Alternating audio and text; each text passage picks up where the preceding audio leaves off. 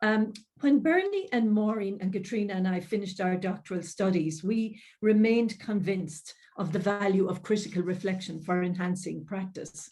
And that conviction led us to writing our books and carrying on our work. And Stephen Brookfield was one of the giants whose shoulders we stood on. And Stephen's work became one of the central pillars of our work. And all my former teacher education students will testify that he, along with Maxine Green, were central to their studies. So Maureen and Bernie and Katrina and I were absolutely delighted when Stephen agreed to write the foreword to our second edition of our Enhancing Practice book. And he recognized, we could see from what he wrote that Stephen recognized our efforts to examine our own work and reflect on it critically. And we were just so honored to have that endorsement. And we are so privileged that he has agreed to provide the keynote for this NEARImeet meeting today. And so it is with huge excitement that I now hand you over to Stephen Brookfield. Wow. Thank you so much, Mary. I think I should just go now. There's no way I can do anything approaching what you said, but I really appreciate the acknowledgement. And for me, for the rest of you, I don't know if this is true, but whenever I write something and it goes out into the world, I just have no idea whether it's obviously going to mean anything to anyone. So to hear that sometimes people have used my work and it's been helpful to them is just the greatest compliment that I can receive. So I very much appreciate you saying that. And in these days, Mary, I think we can take all the affirmation we can get, really. At least that's how I've been feeling most recently. So welcome, everybody. Thank you for inviting me in this morning. And I had agreed to say a few things about critical reflection, what that is and how it's experienced, and some of the sort of emotional ups and downs that come with that process. Thanks so much. So let's, I'm going to pull up a screen because we know that you're not really a legitimate academic unless you have a PowerPoint. So I wanted to say that these remarks are available for you to follow along with now or at a later date. I've put these slides up on my homepage, stephenbrookfield.com. That's my name, stephenbrookfield.com. And next to the home link on the top left, you'll find a resources link. In fact, let me just bring that up to show you. Just stephenbrookfield.com, and then you click on resources. The first thing it will take you to is PowerPoint's presentations. There you are, number one. So click on that, and that will lead you to what I'll be looking at today.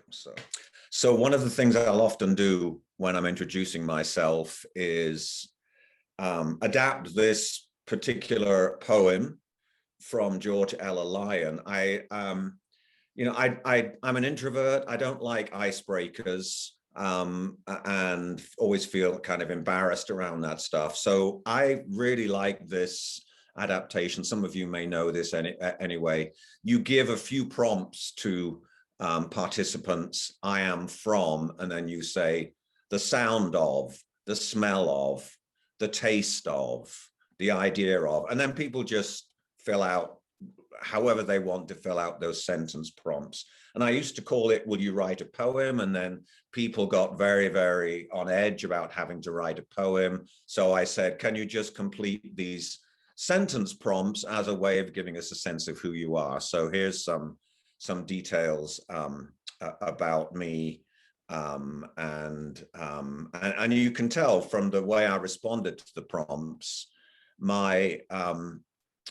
I don't sound a Scouser at all, because my mother rid us all of Scouse accents by moving to the soft South when I was a teen, but that's where I'm from and that's who I am. And so that's why this thing as it is. I also wanted to situate myself as a teacher, because one of the lenses I'm really interested in around critical reflection is the lens of autobiographical experience. And for me, I don't know how true this is for some of you, but certainly it's very true for me. How I work has been fundamentally framed by how I experience learning as a student. So I have a history of academic mediocrity, never did very well in school, finally got into a degree in a college of technology, finally got into a master's course and failed the exam at the end, because I just cannot take standardized tests. So one of the things that did for me is that as an educator, I came in with a real skepticism about standard measures of assessment. And I've always been interested in having students, as much as possible, document their learning in a way that felt congenial to them. And I know that comes from my experiences as a student. And then the other thing that's still with me is that when I finally got into a doctoral, to do a doctorate at the University of Leicester, first meeting, my supervisor told me, well, I agreed to admit you because I like your problem, but the way that you're studying it is all wrong, and you need to go back and rewrite the methodology completely. And on the surface, that of course created a great problem for me, because I had come in with a positivistic survey questionnaire approach. He said I had to go back and talk to people and do this thing called grounded theory. It's the 1970s. I didn't really know what that was. So he posed a big problem for me, but at that time, I didn't experience it as a problem. I experienced it as an act of support, and behind it, there was a genuine interest in what I was learning. So I became really interested in the dynamics of how it is we pose problems for students, give them so-called bad news in that it creates problems, but do it in a way that seems genuinely supportive. So you get the sense that someone is doing this in your own best interests. That led me into a long preoccupation with power, how power is exercised, the importance of relational underpinnings to so much critical reflection that we do, and how we model that. So just very quickly, I see critical reflection as a constant process by which we are trying to unearth and check the assumptions that inform our practice, and also a process by which we constantly consider multiple perspectives on practice, the multiple worlds that are in any class we teach, any training we do, any meeting that we chair, any task force that we arrange. And the four lenses that I'm most interested in are seeing what we do through the lens of students' eyes, their experiences of what's happening, of colleagues' perceptions, using colleagues as sounding boards and critical friends, as someone was mentioning a few minutes ago, the lens of theory, which has really helped me reframe and re-understand a lot of what I'm doing, and the lens of my personal autobiography, which I already just quickly shared something of. So an example of this process that I use a lot, and I write about in the book, Becoming a Critically Reflective Teacher, is this practice of putting students in a circle. I began teaching 1970.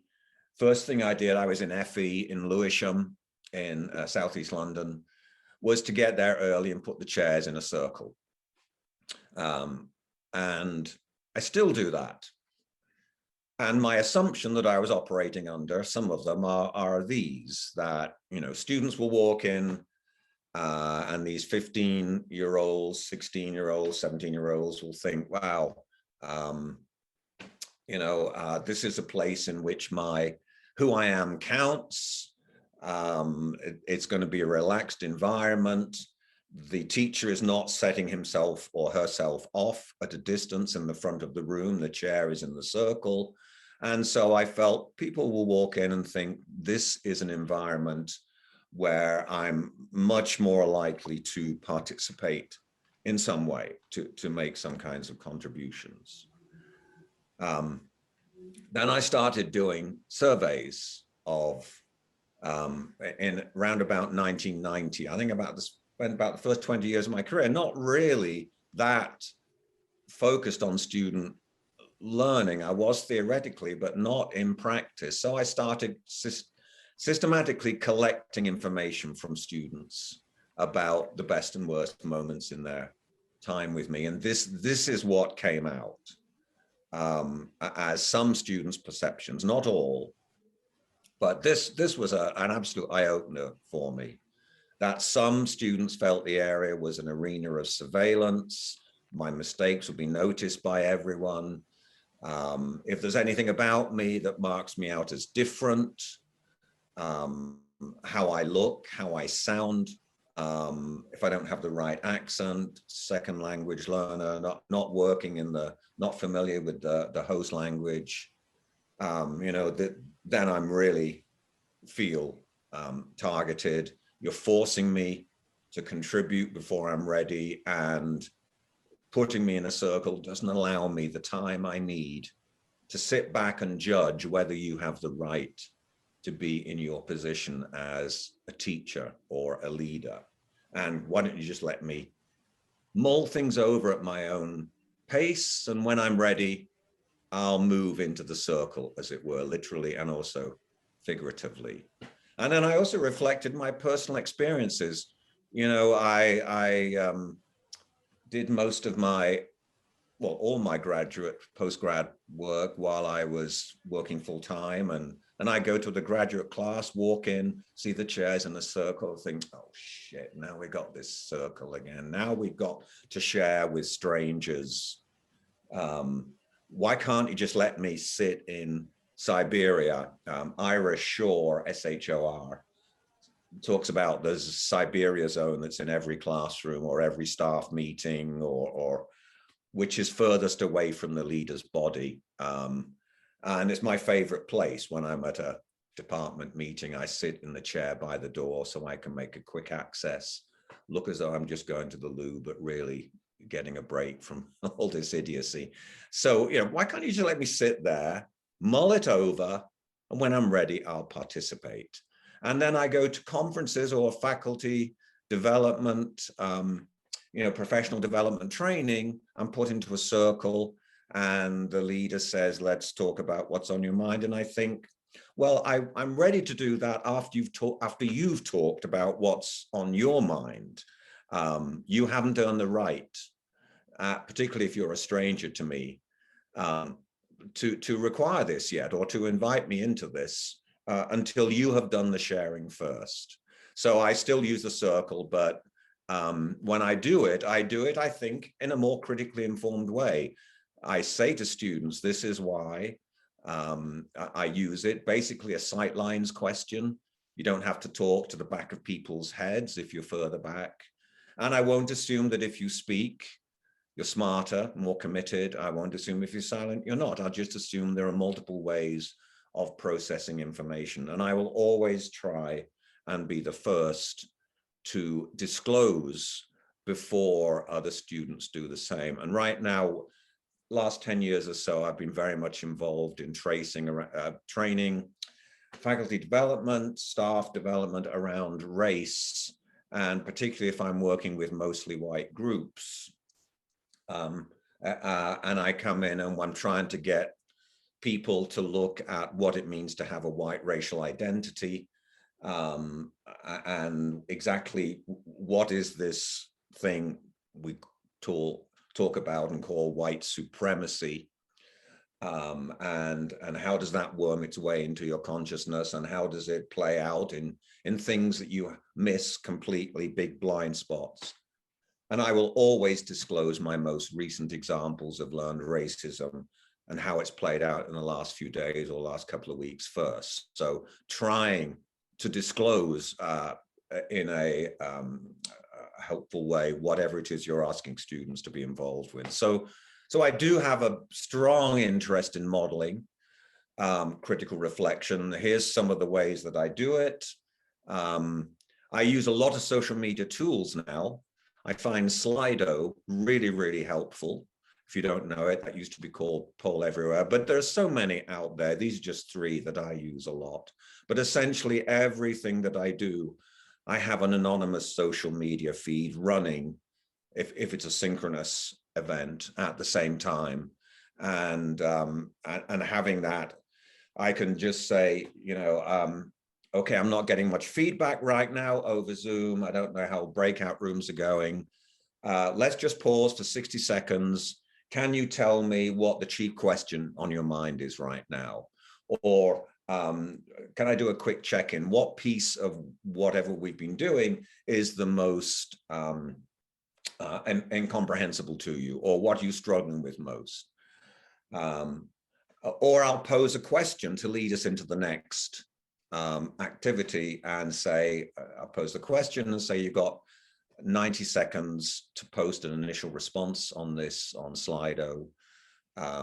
And within 90 seconds, I probably get about 70% of participation from the class, and get a quick sense of where people are. And as this is coming out, I can use what I'm reading to clarify why I'm doing what I'm currently doing, or acknowledge things I need to address, deal with problems, and so on. I also find I cannot overemphasize enough for myself how helpful it is to talk my process out loud for people in the room.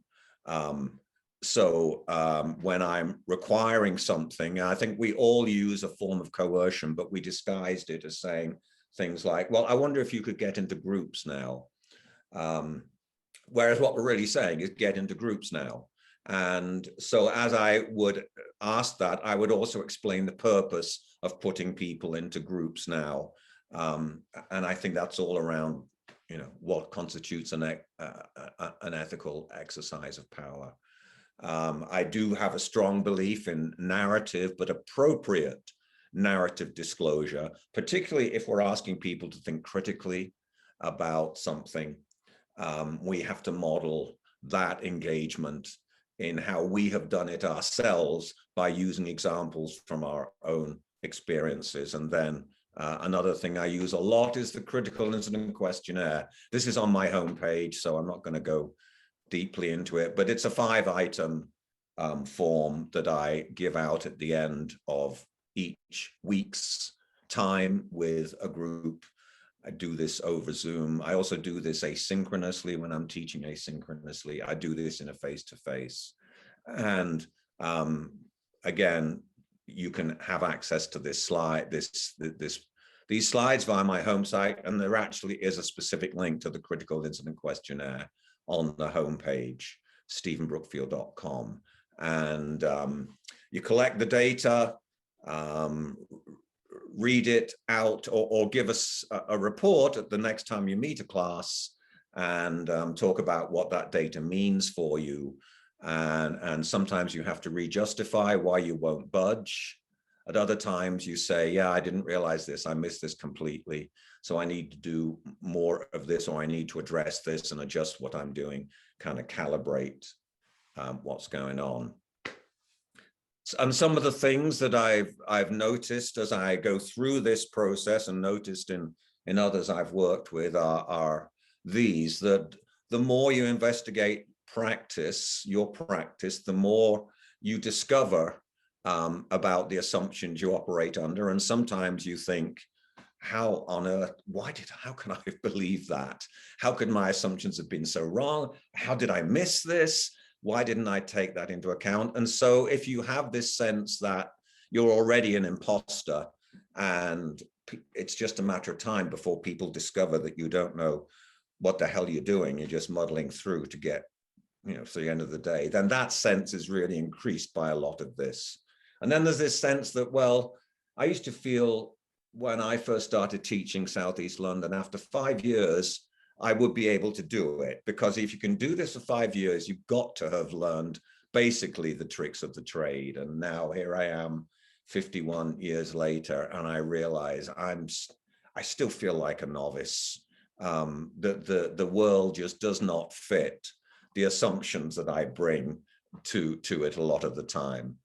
And power, understanding power has been a big thing for me, or trying to understand it better, realizing that there are very few times when I'm in a power-free zone. As the leader, I will always be watched or observed. And even if I try and be a completely silent fly on the wall who is motionless and has no tonal stuff going on, I'm just blank face, students will read a lot into that.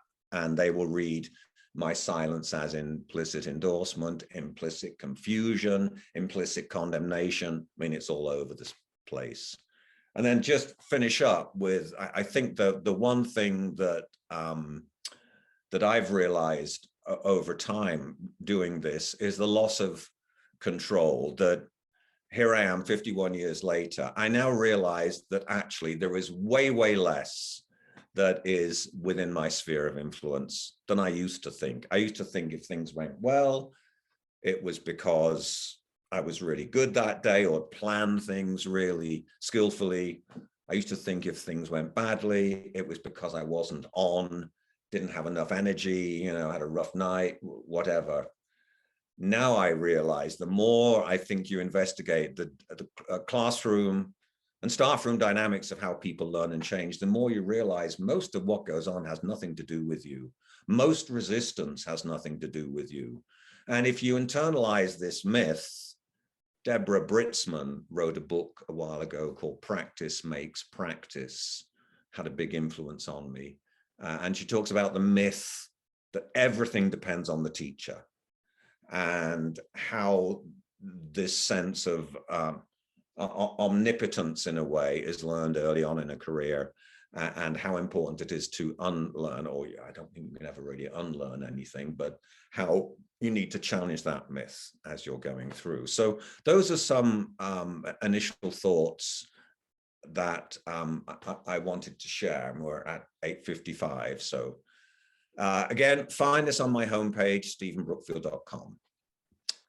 Stephen, thank you very much. And I think everyone, even the comments in the chat and everything, it's just, that was a wonderful presentation, and humbling and inspirational.